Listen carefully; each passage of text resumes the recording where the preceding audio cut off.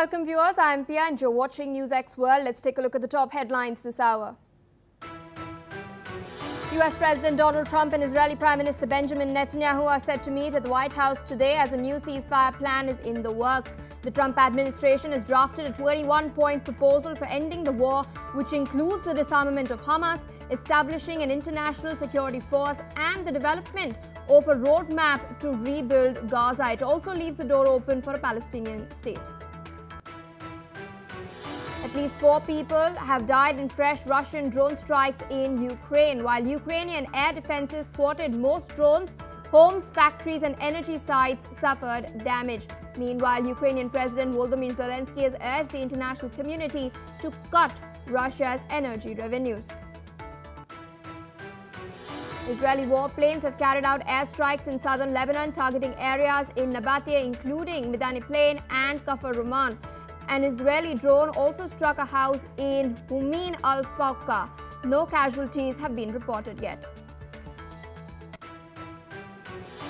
Moldova's ruling pro-EU party has pulled ahead of the Russian-leaning patriotic electoral bloc in the country's parliamentary election. The PAS has secured 48.3% votes with 95% tallied up until now. The vote has been marred by cyber attacks, fake bomb threats and alleged Russian interference, but election officials have stated that infrastructure remains secure. Britain is considering tougher rules for migrants seeking permanent residence. Interior Minister Shabana Mahmood has stated that applicants may need to prove their value to society by paying taxes, having a clean criminal record, speaking English and participating in community service. The move comes as the British government seeks to counter the popularity of the anti-immigration Reform UK party.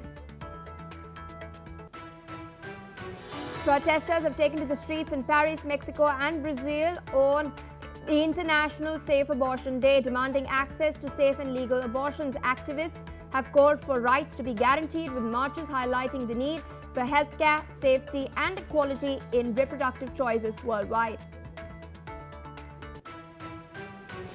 A man crashed his vehicle into a church in Michigan and opened fire with an assault rifle and also set the building ablaze, killing at least 4 and injuring 8 others.